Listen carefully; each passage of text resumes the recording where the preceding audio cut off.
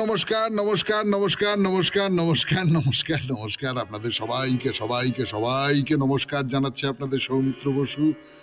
সবাইকে অজস্র শুভ কামনা জানাচ্ছে, সবাইকে স্বাগত জানাচ্ছে আজকের এই শরণাগত অনুষ্ঠানে এবং সবাইকে শুভ সকাল জানাচ্ছে। শুভ হোক, শুভ হোক, শুভ হোক, সকলের শুভ হোক, সকলের মঙ্গল হোক, কল্যাণ হোক। আজকের দিনটা খুব ভালো দিন। এক তো আজকে শ্রী শ্রী বাসন্তী দুর্গা পূজার দশমী, বিসর্জনের দিন, আর অন্যদিকে আজকে বিশ্ব স্বাস্থ্য দিবস। স্বাস্থ্যই সম্পদ, এইসব কথা আমরা ছোটবেলা থেকে শুনে আসি, কিন্তু স্বাস্থ্য সম্পর্কে না, এখন সচেতনতা অনেক বেড়েছে। আমরা খুব স্বাভাবিক ক্রিয়ায় আমাদের স্বাস্থ্যকে ভালো করতাম। ছোটবেলায় বিকেলবেলা স্কুল থেকে ফিরে সেই বই খাতাপত্র প্রায় ছুঁড়ে ফেলে দিয়ে, স্কুলের ইউনিফর্ম কোনো মতে ছুঁড়ে ফেলে দিয়ে বেরিয়ে যেতাম মাঠে, পার্কে গিয়ে ফুটবল পেটাতাম কিংবা পাড়ার গলির মোড়ে ক্রিকেট পেটাতাম। এই সমস্ত নানা রকম করতাম, আমাদের স্বাস্থ্য ভালো হয়ে যেত। কিন্তু এখনকার বাচ্চারা তো এরকম করে না। তারা জিমে টিমে যায় বোধ হয়, আরো কি সব করে। আর আমরা যারা বয়স্ক মানুষ তারা হয়তো একটু ব্যায়াম ট্যায়াম, একটু সকালবেলা প্রাতঃভ্রমণ এই সমস্ত করে থাকি। কিন্তু স্বাস্থ্যটা ভালো থাকলে আপনার মন ভালো থাকবে, আপনার চিন্তা ভালো থাকবে, আপনার আত্মা ভালো থাকবে, সেই অর্থে এই সমস্তটাই ভালো থাকবে। স্বাস্থ্যটা কিন্তু একেবারেই খুব যত্ন করে রেখে দেওয়ার মতন জিনিস। যতদিন আপনি বাঁচতে চান, ভালোভাবে বাঁচতে চান, অসুস্থ হয়ে বিছানায় পড়ে কষ্ট পেতে পেতে বাঁচা নয়, ভালোভাবে বাঁচতে চান। তো যাই হোক, বেনি মাধবশীলের পঞ্জিকা অনুযায়ী আজকের দিনটার কথা এবার বলি। আজকে 24শে চৈত্র 1431, ইংরেজির 7ই এপ্রিল 2025, সোমবার। আজ দশমী। সূর্যোদয়ের সময় ভোর 5:29, সূর্যাস্তের সময় বিকেল 5:51। পুষ্যা নক্ষত্র। আজকে জন্মে কর্কট রাশি, বিপ্রবর্ণ, দেবগণ। দিনের বেলা 10:08 গতে রাক্ষসগণ। আমাদের হোয়াটসঅ্যাপে চিঠি পাঠাবার নাম্বার 9831922927। চিঠির গোড়ায় অতি অবশ্যই SG লিখতে হবে। এবারে আজকের অনুষ্ঠান সম্পর্কে বলি। প্রথমে তো পুরাণ চিরন্তন। পুরাণ চিরন্তনে একজন রাক্ষসীর কথা বলবো আপনাদের। রাক্ষসী, কিন্তু সদয় রাক্ষসী। রাক্ষসী চেড়ি, রাবণ রাজার চেড়ি। তার নাম হচ্ছে ত্রিজটা। এই ত্রিজটার কাহিনী শুরু করব আজ থেকে। তারপরে চলে যাব স্বামী বিবেকানন্দের রচনা থেকে পাঠ এই পর্বে, অপরোক্ষানুভূতি। এই নিয়ে স্বামী বিবেকানন্দের যে রচনা, তার বেশ খানিকটা পড়া হয়েছে, তারপরে আরো খানিকটা অংশ পড়ে শোনাবো। তারপর ঠাকুর শ্রী রামকৃষ্ণ পরমহংসদেবের কথামৃত থেকে পাঠ করে শোনাবো স্বামী গোকুলানন্দের রচনা থেকে পাঠ, যে মানসিক চাপ জয় করবার উপায়। আপনাদের চিঠিপত্র এবং শেষে বাইরে দূরে। 92.7 বিগ FM এ শরণাগত অনুষ্ঠান শুনছেন। আমি আছি আপনাদের সঙ্গে, আপনাদের সৌমিত্র বসু। তখন রাবণ চেড়িদের এই কাজে নিযুক্ত করল। চেড়িরা অনবরত, খুব সোজা কথায়, আমাদের চালু কথায় যাকে বলে, যে সীতার কান ভাঙানোর চেষ্টা করে যাচ্ছে। নানান রকম করে ভয় দেখাচ্ছে, লোভ দেখাচ্ছে, এই করছে সেই করছে। তারা বলছে যে আরে রামের সঙ্গে কখনো রাবণের কোনো তুলনা হয়? রাম হচ্ছে ভিখিরি, ঘুরে ঘুরে বেড়াচ্ছে, জঙ্গলের মধ্যে ঘুরে ঘুরে বেড়াচ্ছে। কবে রাজ্য পাবে কি না পাবে তার কোনো ঠিক ঠিকানা নেই। তুমি তার বউ হয়ে জঙ্গলের মধ্যে ঘুরে ঘুরে ঘুরে ঘুরে বেড়াচ্ছ, জঙ্গলে পাতা দিয়ে কুটির তৈরি করে সেই রকম করে থাকছো। আরে রাবণ স্বর্ণলঙ্কার অধীশ্বর, তুমি তাকে ছেড়ে কি করছো তুমি? আবার কখনো কখনো ভয় দেখাচ্ছে, সীতাকে ভয় দেখাচ্ছে যে রাবণের ভজনা করো, তা না হলে কিন্তু খুব বিপদ আছে, এইসব বলছে। 92.7 বিগ FM এ শরণাগত অনুষ্ঠান শুনছেন। পুরাণ চিরন্তন, ত্রিজটার কথা। ফিরে আসছি গানের পর। গান শেষ করে কথা শুরু করছি। আমি আপনাদের সৌমিত্র বসু, 92.7 বিগ FM এ শরণাগত অনুষ্ঠানে। তো যখন তোমাকে রাবণের অনুরাগিনী হতেই হবে, এইসব কথা বলছে চেড়িরা, রাবণ যদি তোমাকে ওর উপর জোর করে তুমি কিছু করতে পারবে? তুমি আটকাতে পারবে তাকে? এইসব কথা বলছে চেড়িরা। তো সীতা বললেন যে আমি আত্মহত্যা করব। তখন কয়েকজন রাক্ষসী চেড়ি তার বলছে যে এই মেরে ফেলবো, তোমায় একদম মেরে ফেলবো, খুন করে ফেলবো, এসব বলে খুব তর্জন গর্জন করছে। তো ত্রিজটা তো বৃদ্ধা রাক্ষসী, তিনি তখন ঘুমোচ্ছিলেন। তো রাক্ষসীরা এরকম চিৎকার চেঁচামেচি করছে, মেরে ফেলবো, খুন করবো, এসব বলছে, ভয় দেখাচ্ছে। তো ত্রিজটা ঘুম থেকে উঠে বললেন, শোনো শোনো শোনো শোনো শোনো, আমি একটা কথা বলি, শোনো, তোমরা কিন্তু নিজেরাই নিজেদের সর্বনাশ ডেকে আনছো। কেননা ওই যে সীতা, ও কিন্তু সামান্য নারী নয়, ও হচ্ছে জনকের কন্যা, ও হচ্ছে দশরথের পুত্রবধূ। ওকে তোমরা কোনো অবস্থাতে মেরে ফেলতে পারবে না। আমি আর একটা কথা বলি, শোনো, আমাদের এই যে রাক্ষস রাজ রাবণ, তার পতনের দিন ঘনিয়ে এসেছে। কিন্তু ভাবুন একবার, অশোক বনে, লঙ্কাপুরীতে অশোক বনের মধ্যে চেড়ি পরিবৃত হয়ে, রাক্ষসী পরিবৃত হয়ে ত্রিজটা, বৃদ্ধা ত্রিজটা, সে এই রকম একটা কথা বলছে, বলছে যে রাবণের পতনের দিন ঘনিয়ে এসেছে। আমি আজ একটা স্বপ্ন দেখেছি, সেই স্বপ্নের কথা তোমাদের বলি। স্বপ্নে দেখলাম রাম সীতা মিলিত হয়েছেন, তারা লক্ষণের সঙ্গে পুষ্পক রথে চড়ে উত্তর দিকে চলে গেলেন। আরো স্বপ্ন দেখেছিলেন ত্রিজটা, কিন্তু রসিয়ে বলতে হবে তো, আজকে আর বলা যাবে না, বলবো আবার আগামীকাল 92.7 বিগ এফএম-এ শরণাগত অনুষ্ঠানে। আপাতত গান, গানের পর স্বামী বিবেকানন্দের রচনা থেকে পাঠ। অপরোক্ষানুভূতি 92.7 বিগ এফএম-এ শরণাগত অনুষ্ঠান শুনছেন। আমি আছি আপনাদের সঙ্গে, আপনাদের সৌমিত্র বসু। স্বামী বিবেকানন্দের রচনা থেকে পাঠ। আবার এই সত্য বুঝাও বড় কঠিন। অনেকে ক্রমাগত এই বিষয় শুনিয়াও বুঝিতে পারে না। এই বিষয়ের বক্তাও আশ্চর্য হইবেন, শ্রোতাও অনুরূপ হইবেন। গুরুর অদ্ভুত শক্তি সম্পন্ন হওয়া আবশ্যক, শিষ্যেরও তেমনি হওয়া চাই।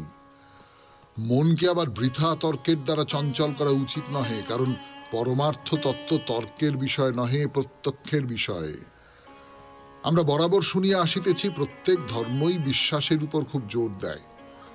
আমরা অন্ধবিশ্বাস করিতে শিক্ষা পাইয়াছি। অবশ্য এই অন্ধবিশ্বাস যে মন্দ জিনিস তাহাতে কোনো সন্দেহ নাই, কিন্তু এই অন্ধবিশ্বাস ব্যাপারটিকে একটু তলাইয়া দেখিলে বুঝিব ইহার পশ্চাতে একটি মহান সত্য আছে। যাহারা অন্ধবিশ্বাসের কথা বলে তাহাদের বাস্তবিক উদ্দেশ্য এই অপরোক্ষানুভূতি। আমরা এখন ইহার আলোচনা করিতেছি। মনকে বৃথা তর্কের দ্বারা চঞ্চল করিলে চলিবে না, কারণ তর্ক দ্বারা কখনো ঈশ্বর লাভ হয় না। ঈশ্বর প্রত্যক্ষের বিষয়, তর্কের বিষয় নহেন। সমুদয় যুক্তি ও তর্কই কতকগুলি অনুভূতির উপর স্থাপিত। এইগুলি ব্যতীত তর্ক হইতেই পারে না। আমরা পূর্বে যে সকল বিষয় নিশ্চিতভাবে প্রত্যক্ষ করিয়াছি, এমন কতকগুলি বিষয়ের তুলনার প্রণালীকে যুক্তি বলে। এই সুনিশ্চিত প্রত্যক্ষ বিষয়গুলি না থাকিলে যুক্তি সম্ভব নয়। বাহ্য জগৎ সম্বন্ধে যদি ইহা সত্য হয়, তবে অন্তর্জগৎ সম্বন্ধেই বা তাহা না হইবে কেন? আমরা পুনঃ পুনঃ এই মহাভ্রমে পড়িয়া থাকি। আমরা স্বীকার করিয়া লই বহির্বিষয়ের জ্ঞান প্রত্যক্ষের উপর নির্ভর করে। সেখানে কেহ বিশ্বাস করিয়া লইতে বলে না, বিষয় ও ইন্দ্রিয়ের সম্বন্ধ বিষয়ক নিয়মাবলী কোনো যুক্তির উপর নির্ভর করে না। প্রত্যক্ষানুভূতির দ্বারাই ওইগুলি লব্ধ হয়। আবার সকল তর্কই কতকগুলো প্রত্যক্ষানুভূতির উপর স্থাপিত। রসায়নবিদ কতকগুলি দ্রব্য লইলেন, তাহা হইতে আর কতকগুলি দ্রব্য উৎপন্ন হইল। ইহা একটি ঘটনা। আমরা উহা স্পষ্ট দেখি, প্রত্যক্ষ করি এবং উহাকে ভিত্তি করিয়া রসায়নের সকল বিচার করিয়া থাকি। পদার্থবিদরাও তাহাই করিয়া থাকেন। সকল বিজ্ঞান সম্বন্ধেই এই রূপ। সর্বপ্রকার জ্ঞানই কতকগুলি বিষয়ের অনুভূতির উপর স্থাপিত। তাহাদের উপর নির্ভর করিয়াই আমরা যুক্তি বিচার করিয়া থাকি। কিন্তু আশ্চর্যের বিষয়, অধিকাংশ লোক, বিশেষত বর্তমানকালে, ভাবিয়া থাকে ধর্মে প্রত্যক্ষ করিবার কিছু নাই। যদি ধর্ম লাভ করিতে হয়, তবে বাহিরের বৃথা তর্কের দ্বারাই তাহা লাভ করিতে হইবে। ধর্ম কিন্তু কথোপকথনের ব্যাপার নয়, প্রত্যক্ষের বিষয়। আমাদিগকে আমাদের আত্মার ভিতর অন্বেষণ করিয়া দেখিতে হইবে সেখানে কি আছে। আমাদিগকে বুঝিতে হইবে, আর যাহা বুঝিব তাহা উপলব্ধি করিতে হইবে, ইহাই ধর্ম। শুনলেন স্বামী বিবেকানন্দের রচনা থেকে পাঠ 92.7 বিগ এফএম এ শরণাগত অনুষ্ঠানে। এইবার কথামৃত।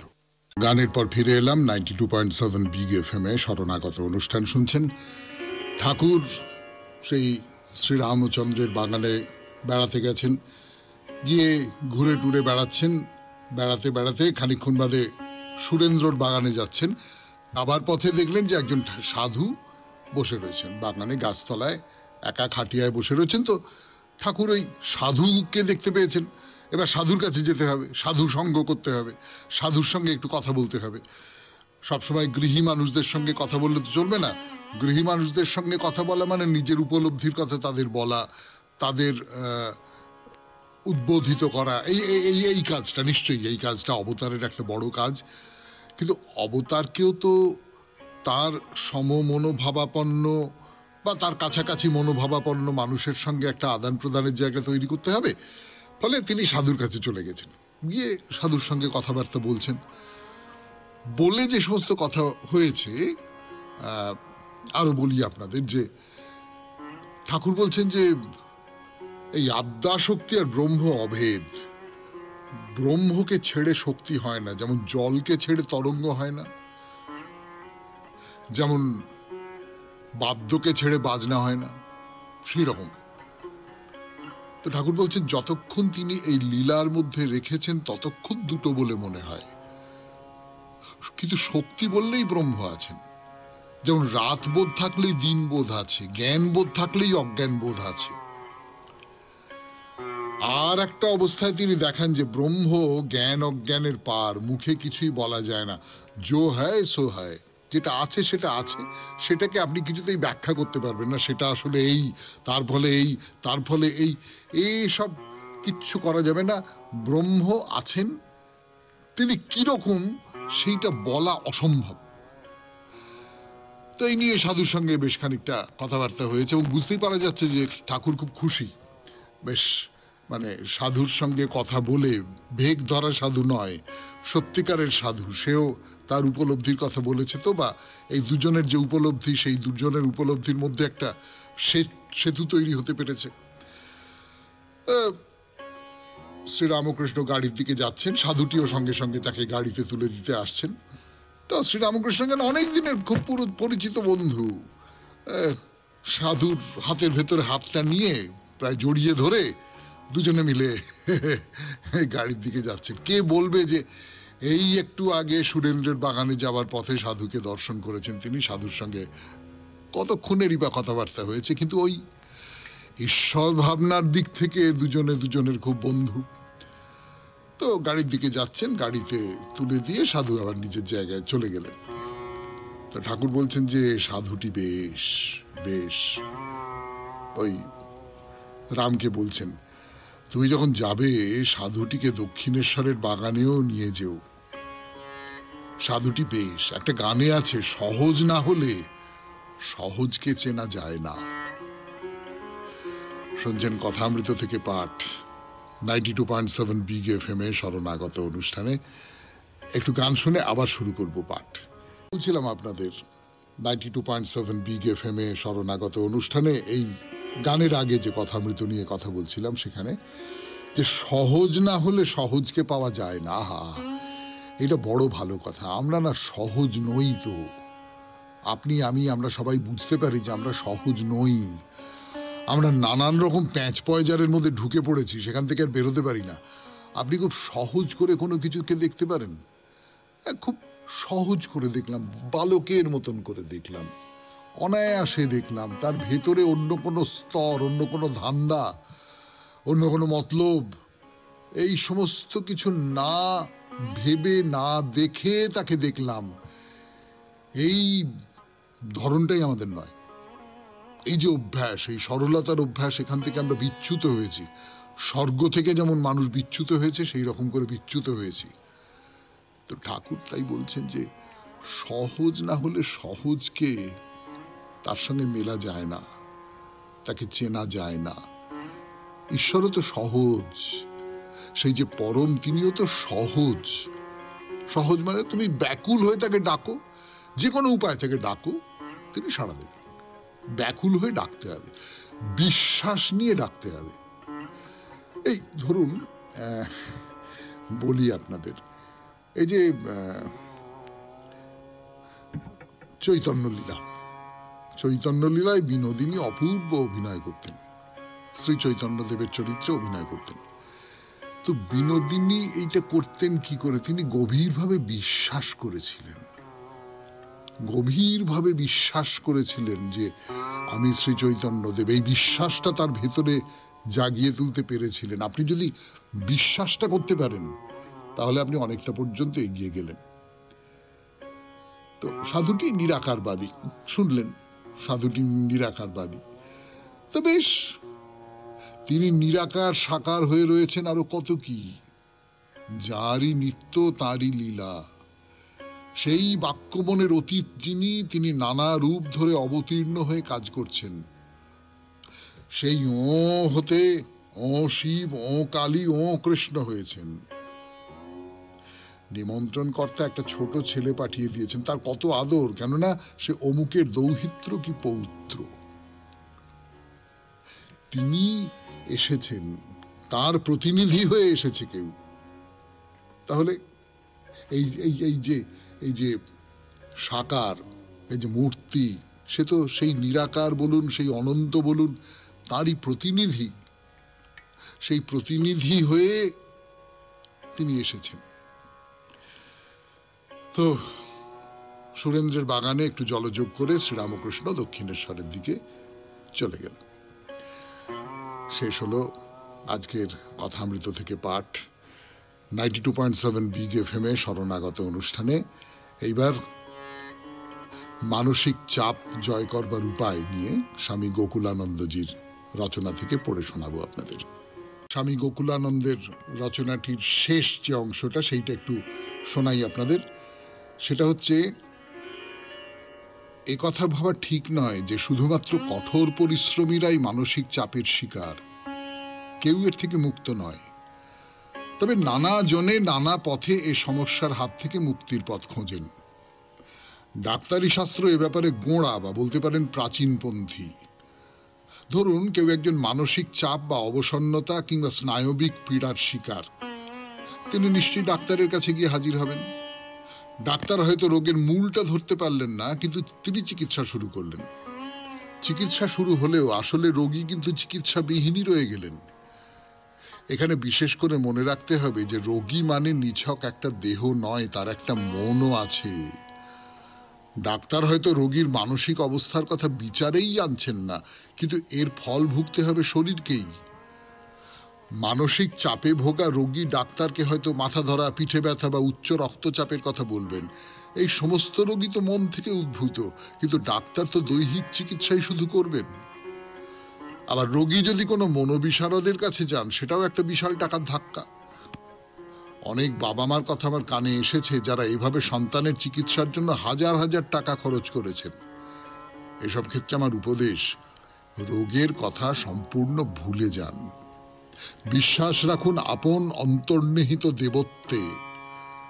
স্বামীজিকে অনুসরণ করুন, তার ধ্যান করুন, দেখবেন শিগগিরই রোগ ব্যাধি কোথায় চলে যাবে।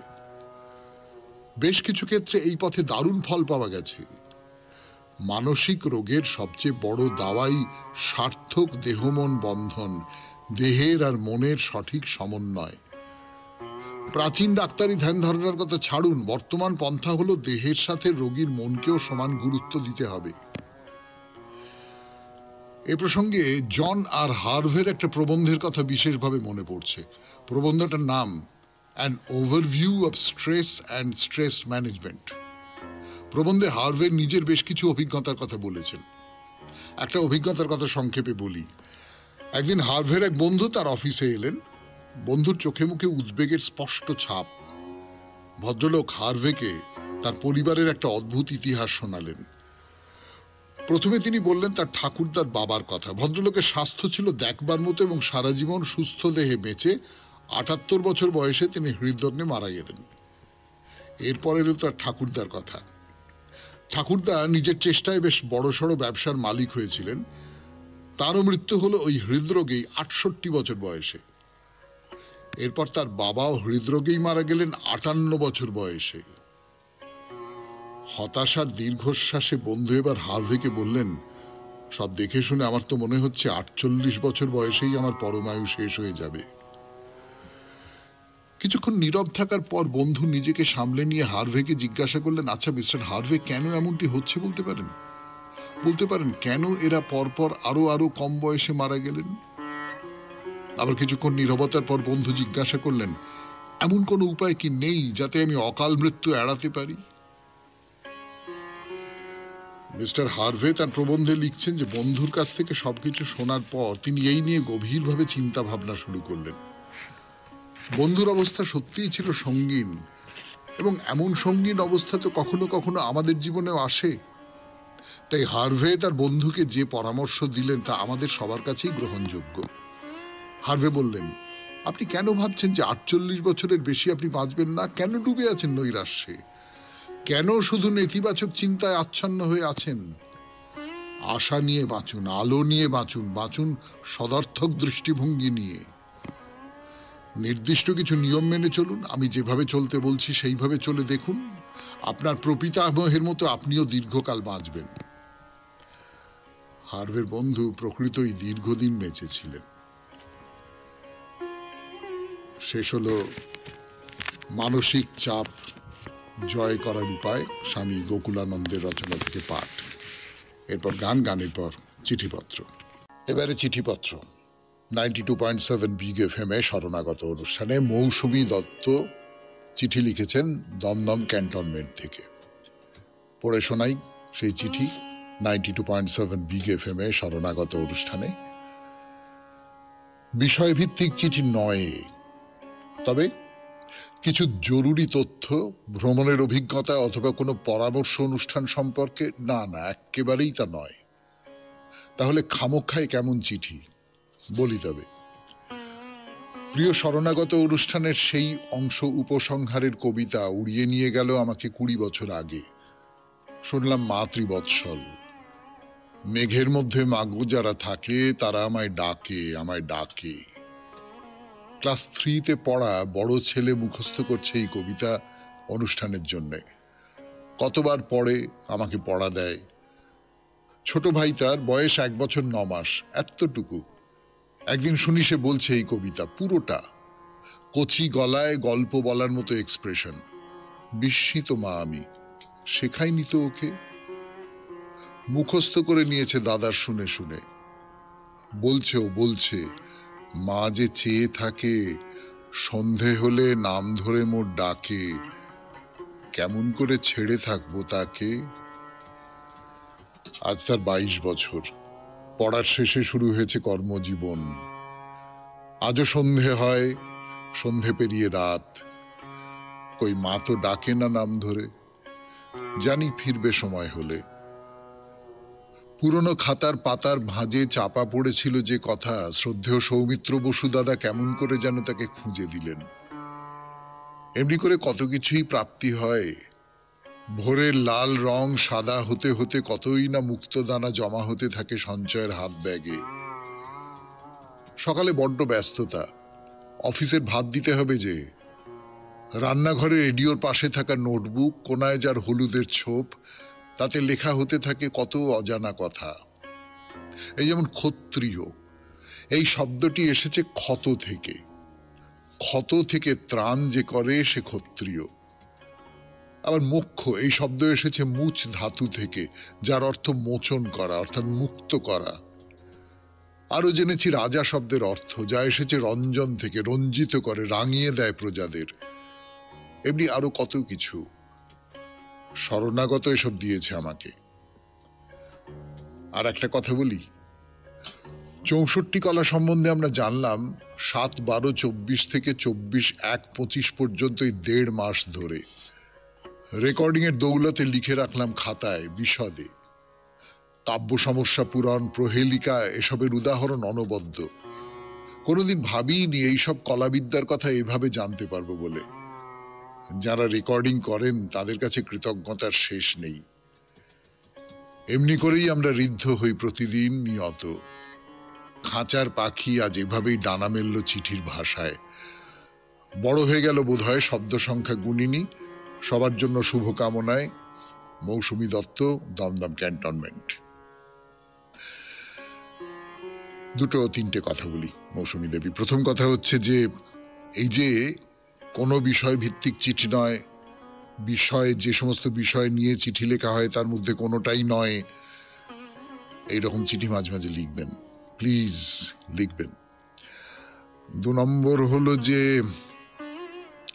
আপনি এই যে চিঠিটা লিখেছেন, চিঠিতে যে সমস্ত কথাগুলো বলেছেন, আপনি যে কত কত কত বড় একটা শিরোপা দিলেন আমাকে এবং আমাদের, আমি জানি না সেটা আপনি কল্পনা করতে পারছেন কিনা।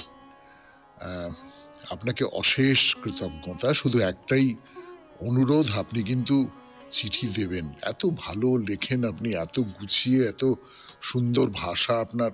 আপনি কেন শরণাগতি চিঠি লিখবেন না যখন নিয়মিত শরণাগত শোনেন?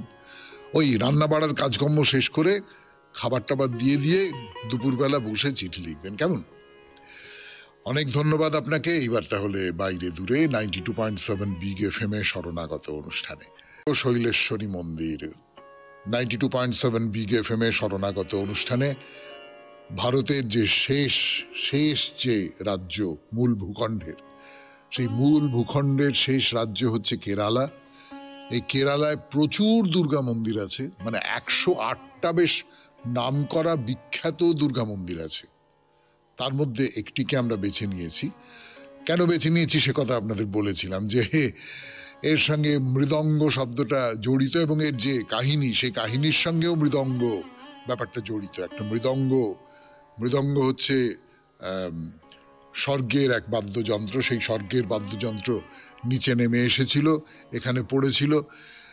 এইরকম সব কিংবদন্তি, এই সব গল্প এই মন্দিরের সঙ্গে মিশে আছে। তো সেই মৃদঙ্গম শৈলেশ্বরী মন্দির, সেই মন্দিরের কথা বলতে বসেছি আপনাদের। তাহলে মন্দিরের কথাতেই আসি একেবারে। এবং এই যে মন্দিরটা, এই মন্দিরটা কে তৈরি করিয়েছিলেন? কিংবদন্তি। আবার কিংবদন্তি সাহায্যই আমি নিচ্ছি।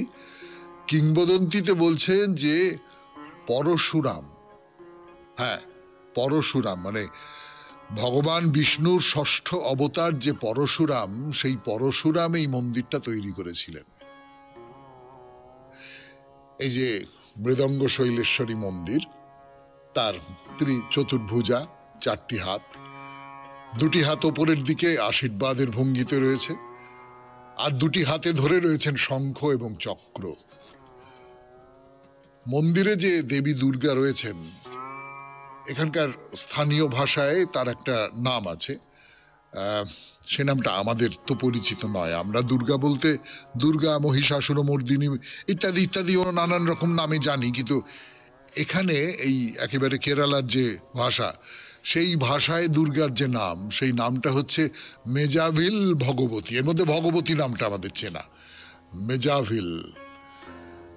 এই ভগবতী আসলে চণ্ডী এবং চামুন্ডা, কিন্তু তার রূপ শান্ত এবং সেই সঙ্গে তিনি মৃদঙ্গ শৈলেশ্বরী এই অভিধাও পেয়েছেন। আসলে এই মৃদঙ্গ শৈলেশ্বরী একটি বড় রাজবংশের কুলদেবী ছিলেন। মানে মৃদঙ্গ পড়ার গল্পটা নয়, এই শৈলেশ্বরী একটি বড় রাজবংশের কুলদেবী ছিলেন।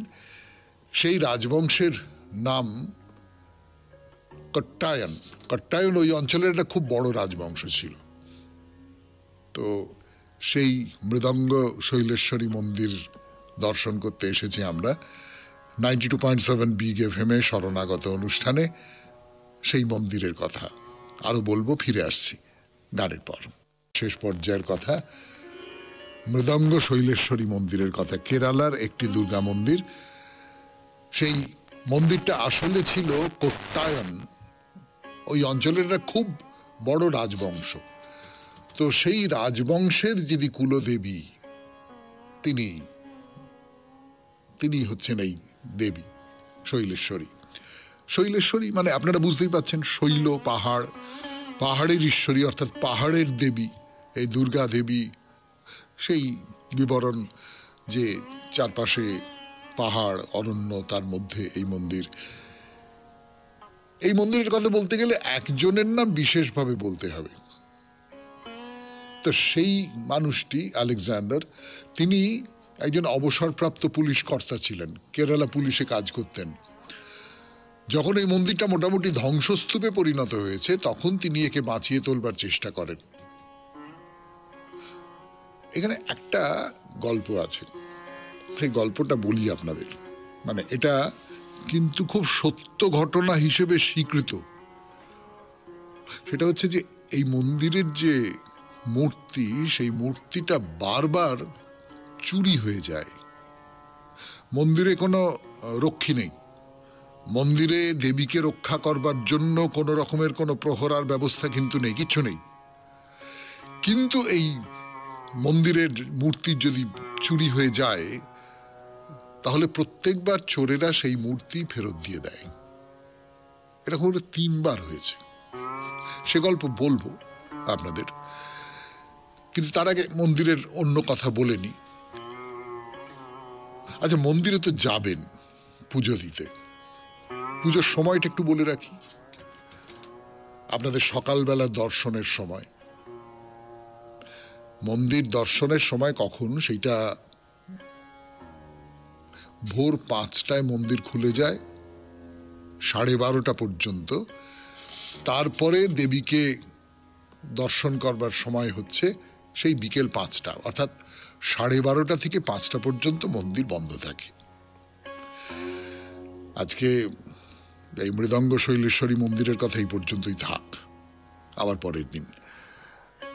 তাহলে আজকের মতো শেষ করি শরণাগত। আমাদের হোয়াটসঅ্যাপে চিঠি পাঠাবার নাম্বার 9831922927। চিঠির গোড়ায় অতি অবশ্যই SG লিখতে হবে। আর